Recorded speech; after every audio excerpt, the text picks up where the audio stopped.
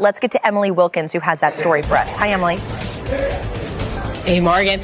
Well, yes, the Senate just adopted a resolution that would overturn the powers that Trump used to set up many of his tariffs. This is the IEEPA. It's the one that's going in front of the Supreme Court and being debated on. You know, Congress, they do get to assert their power over whether or not the president can continue to use that. And so they put forward a resolution today. It's actually the third one this week that the Senate has approved. This one is on all tariffs that use IEEPA. We saw one yesterday focused on Canada and then one on Tuesday that was focused on Brazil. And you did see either 4 to 5 Republicans join with Democrats to overturn Trump's power. Now, it really is more of a symbolic vote at this point because we don't expect the House to be taking that up. So for now, it seems like Trump's tariffs will be in place. But of course, if you do see the Supreme Court or the courts go ahead and rule that the president can't use that power to impose tariffs or needs to check in with Congress, you are seeing here that he does not have the support that is needed for him to continue using that for many of the tariffs that Trump has put in place. Yeah, that's what I was going to ask, Emily, is what this means for the Supreme Court. If you're seeing this move out of Congress, does it in any way shift what we might expect to see come out of SCOTUS? Hey people, Dr. John is here, so let's get started. The vote was 52 to 48, and 5 of those votes came from his own party. Senators whose careers he had elevated, whose names he had praised at rallies, who owed the movement everything. They didn't just disagree on policy, they took his emergency powers and shattered them against the Senate floor. This wasn't the opposition. This wasn't protesters in the streets. This was the cold procedural machinery of the Republic itself, grinding his signature governing weapon to dust.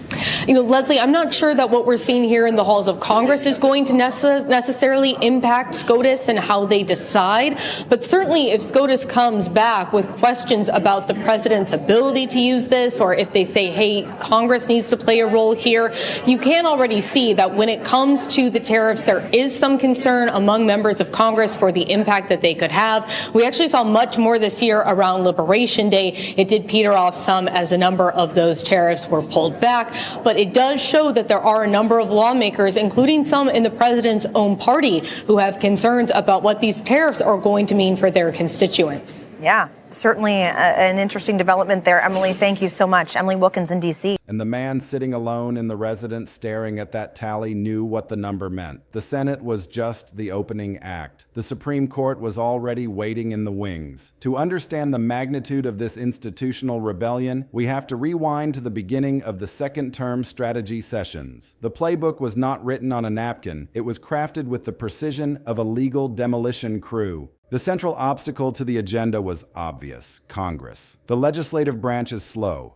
The Senate has rejected a bipartisan resolution aimed at blocking President Trump's global tariffs. The measure, which failed with a 49 to 49 vote, would have eliminated the national emergency the Trump administration has used to impose 10% tariffs on more than 50 of the United States' closest trading partners. CBS News congressional reporter Torian Small joins us now on the phone. Torian, what happened and where does this go from here? Yeah, Lindsay, essentially what we saw was a deadlock. It was 49 to 49, the final vote, partially because we saw 2 senators not there to participate. Senator Whitehouse, who is believed to be on his way back from a Cordell trip to South Korea, and then Mitch McConnell, who still did not vote in today's measure. What's interesting about this, we talked about this before, it was a select group of Republicans who were willing to buck their party the first time around for a similar resolution. That was Senators Lisa Murkowski, Susan Collins, Rand Paul, and Mitch McConnell. Without all 4 of them, it leaks. It requires negotiation, compromise, and the dreaded 60-vote threshold that turns even popular ideas into legislative corpses. The solution, as presented by a coterie of clever legal architects, was to simply ignore that branch of government entirely. The vehicle for this constitutional bypass was the International Emergency Economic Powers Act of 1977. Able to vote in lockstep, this measure just wasn't able to happen. Ultimately, though, this would have been more toothless and more of a symbolic resolution, considering House Republicans are not in line with this movement to stymie the president's tariff powers, even though that is a power originally vested into Congress. We saw not too long ago House Republicans, as Democrats are describing it, sneakily add in what they're calling a gag rule that would essentially limit the legislative branches, or at least in that chamber's power to reverse a national emergency declaration from the president, specifically as it deals with trade.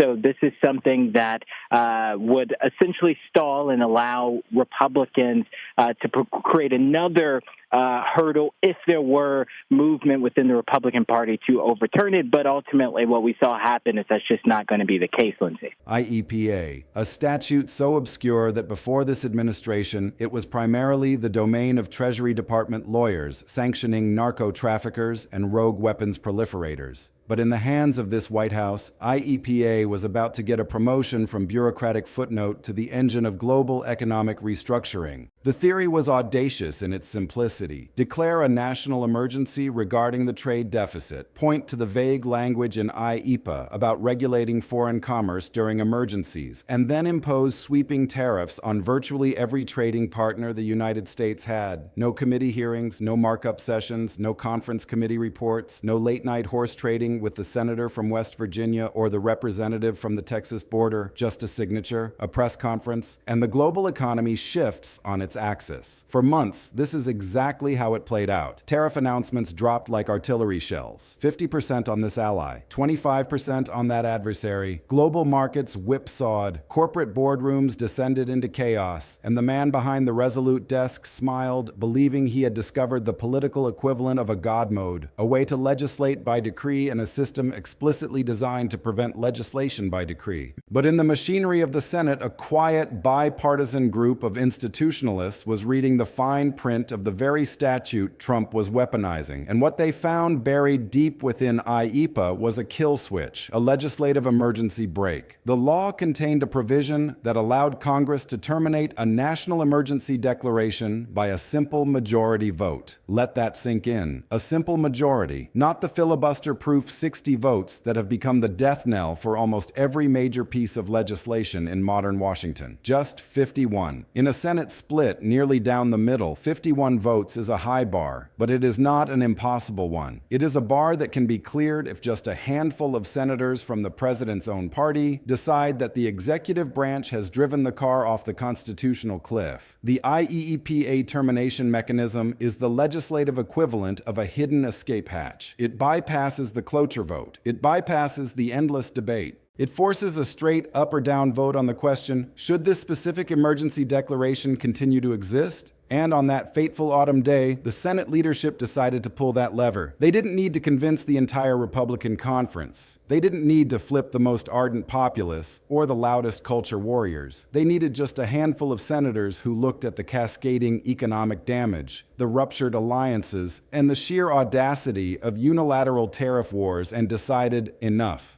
The roll call vote on the resolution to rescind the 50% emergency tariff on Brazilian imports will be studied by historians for generations. The clerk called the names. The chamber fell silent. When the tally hit 52 in favor and only 48 opposed, the collective gasp from the political class was audible across the Potomac. The margin of victory was provided by 5 Republican senators, not the usual suspects from the moderate caucus who faced tough re-election battles in blue states. Well, some of them were there. Susan Collins of Maine, always attuned to the independent streak of her New England constituents. Lisa Murkowski of Alaska, a senator who has long prioritized the unique economic realities of her resource-dependent state over party orthodoxy. But the list also included Rand Paul, the libertarian firebrand from Kentucky. Paul's presence on this list is particularly instructive. This is not a senator who reflexively opposes Trump. This is a senator who has spent his entire career, often in lonely isolation on the Senate floor, railing against the unconstitutional delegation of congressional authority to the executive branch. For Paul, the IEEPA tariff spree was not just bad policy. It was the exact constitutional cancer he had been warning about for decades. A president using a vague, open-ended statute to do things Congress never intended. And then there was Tom Tillis of North Carolina, a senator who has navigated the treacherous waters of the Trump-era GOP with careful calibration. And finally, the name that sent the biggest shockwave through the West Wing, Mitch McConnell, the former majority leader, the architect of the conservative judiciary, the man who held a Supreme Court seat open for an entire election cycle, the Kentucky senator who had been the bulwark against Democratic ambitions for so long. When Mitch McConnell's name was called for the aye vote, it was not a policy disagreement. It was a structural earthquake. It was the institutional Republican Party, in the form of its most calculating and strategic mind, looking at the emergency governance model and deciding it was more dangerous to the long-term health of the Republic and the party than the short-term political pain of crossing the president. And as if to prove this was not a one-off fluke, the Senate did it again within the same legislative week. A second resolution, this one targeting the global tariff regime that covered imports from over 180 nations across the planet, came to the floor. This wasn't about a single trade partner like Brazil. This was about the entire architecture of international commerce. And again, the IEEPA termination mechanism was deployed. The vote was 51 to 47. 4 Republicans crossed the aisle this time, holding the line against the most sweeping unilateral trade action in modern American history. The coalition held. The message was amplified. The Senate, the world's greatest deliberative body, had just informed the President of the United States that his emergency power cheat code was not only known to them, but it had a hard statutory countermeasure built right in. Every future invocation of IEEPA for tariff purposes, every future declaration of economic emergency would now live under the shadow of this precedent. The votes were there. The procedural path was clear. The emperor's new clothes had been stripped away by a simple majority vote. But the story does not end in the legislative chamber. The Senate's action was a political and procedural rebuke, but the legal foundation of the tariff regime still stood. The White House could and did ignore the sense of the Senate, arguing that the resolutions were symbolic or that they didn't cover the specific technicalities of every single tariff order. The real binding constitutional hammer was yet to fall, and it would fall in the Marble Palace across the street, inside the Supreme Court of the United States. The case challenging the IEEPA tariffs had been winding its way through the appellate pipeline for months. Legal scholars and trade lawyers had briefed the issue exhaustively. The central question was not whether the tariffs were wise policy. The question was whether a 1977 law designed to freeze the assets of Iranian hostage takers could be stretched like a rubber band to cover a complete restructuring of the global trade system. The case arrived at the court, and the nation held its breath. This was the Trump court. 3 of the 9 justices owed their seats directly to his nominations. The conservative legal movement had spent a generation building toward this moment of judicial dominance. If any court was going to endorse a muscular, expansive view of executive power over commerce, it was this one. The oral arguments were tense, with justices probing the limits of the government's claims. And then, in the early months of the following year, the opinion came down. The ruling was 6-3. Chief Justice John Roberts authored the majority opinion. The holding was unequivocal and devastating to the Emergency Governance Project. The International Emergency Economic Powers Act does not authorize the president to impose sweeping tariffs. The court relied heavily on the Major Questions Doctrine, a legal principle that has become the bane of the administrative state. The doctrine holds that if an executive agency or the president himself wants to exercise authority of vast economic and political significance, they must point to a clear statement from Congress authorizing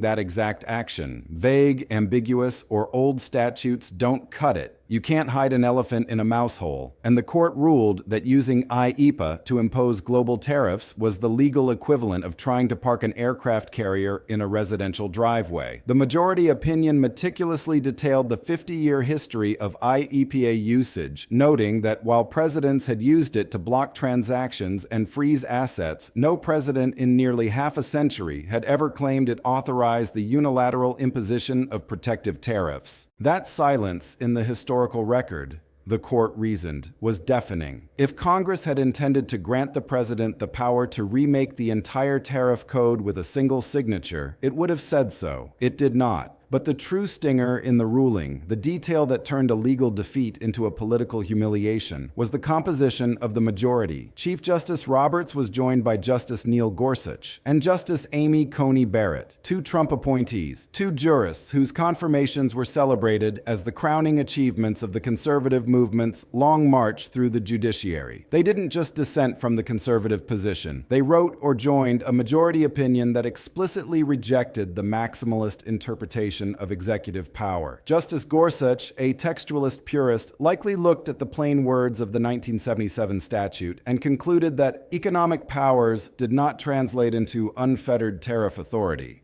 Justice Barrett, a scholar of statutory interpretation, similarly could not find the constitutional hook. Their presence in the majority sent an unmistakable signal to the executive branch and to the nation. This is not a partisan ruling. This is a structural ruling. The court, regardless of the political party of the president who appointed its members, was defending the constitutional prerogative of Congress to regulate commerce. The emergency powers claim was not just unpopular, it was illegal. The cheat code had been patched not only by the Senate's procedural maneuvers, but by the Supreme Court's constitutional firewall. The two branches, operating independently and using their distinct constitutional tools, arrived at the identical destination. The executive branch had overstepped. The workaround was closed. Let us dwell for a moment on the precise mechanics of the Senate's action, because the procedural details are the difference between understanding this as a random vote and understanding it as a strategic masterpiece of legislative warfare. The United States Senate operates under rules that are notoriously hostile to swift action. The filibuster, requiring 60 votes to end debate, means that the minority party, or even a single determined senator, can grind the legislative process to a halt. The entire theory of governing by emergency declaration rested on the assumption that this 60-vote barrier was insurmountable. Trump's advisors knew that Congress might grumble about the tariffs, but they also knew that getting 60 senators to agree on anything, especially overriding a presidential emergency, was a political fantasy. But IEEPA is different. The statute itself contains a provision for congressional disapproval. And because this disapproval mechanism is written directly into the law that created the executive power in the first place, it is considered privileged business. A privileged resolution under IEEPA cannot be filibustered. It goes straight to the floor. Debate is limited. Amendments are restricted. And crucially, it requires only a simple majority of senators present and voting to pass. The filibuster is the Great Wall of the Senate, and the IEEPA termination provision is a secret tunnel under that wall. The senators who opposed the tariffs didn't need to break the filibuster. They didn't need to find 60 votes. They needed to find 51. And by peeling off 5 Republicans on the Brazil vote and 4 on the global vote, they demonstrated that the coalition existed. The political genius of the move was that it reframed the question. It was no longer, can we get a supermajority to stop the president?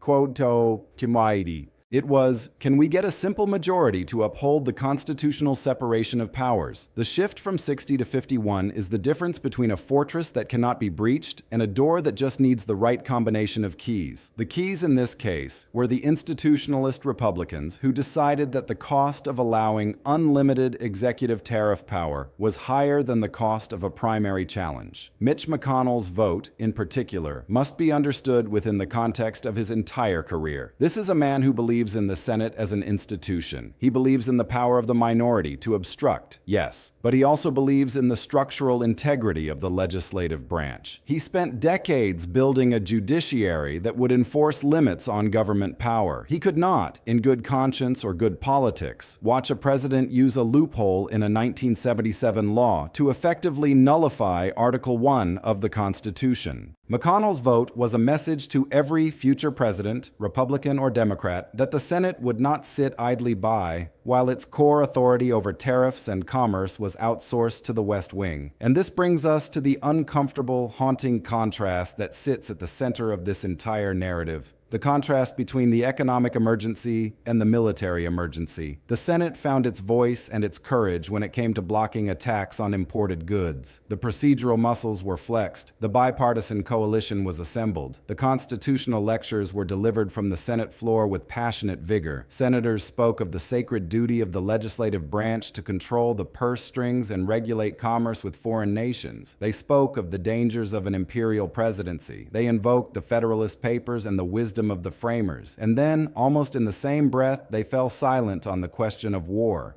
Because simultaneously, as the tariff fight was reaching its climax, the administration had been steadily escalating a conflict with Iran, an unauthorized conflict, a conflict that had not been debated on the floor of the Senate or the House, a conflict that had not received a declaration of war from Congress as required by Article 1, Section 8 of the Constitution. The administration was moving carrier strike groups, authorizing kinetic strikes, and using language about civilization-level threats that would normally precede a major ground war. And the same senators who had shown such exquisite constitutional sensitivity to the price of Brazilian coffee beans had remarkably little to say about the authorization for dropping bombs. Why does this disparity exist? It is the raw, unvarnished reality of modern political incentives. Tariffs have a direct, immediate, and measurable impact on the home state economy. A 50% tariff on Brazilian imports hurts farmers in Kentucky. It hurts manufacturers in North Carolina. It hurts consumers in Maine and Alaska. Those senators hear about it from their constituents every single day. The economic pain is localized, and it is politically potent. The political cost of a tariff vote is immediate. But the cost of a war vote is different. It is diffuse. It is abstract. It involves complex geopolitical calculations and the fog of military engagement. No senator from Kentucky is getting a call from a farmer whose corn prices are being affected by a bombing run outside Tehran. The War Powers Resolution, much like IEEPA, contains mechanisms for congressional disapproval and forced votes. Those mechanisms have been invoked, debated, and ultimately ignored by the very same coalition that stood firm on trade. The silence on the Iran war is the ghost at the feast of this constitutional victory. It reveals that while the Republican institutionalists are willing to check the president on matters that hit their state's bottom line, they are still grappling with the political courage required to check him on matters of life and death, on war and peace. The question that hangs over the entire story, the question that Democrats, war powers experts, and international observers are screaming into the void is simple. If you can find the courage to block a tariff, why can't you find the courage to block a war? The answer to that question will define the legacy of this Senate and the future of American foreign policy. The political aftermath of this stunning reversal is a landscape littered with implications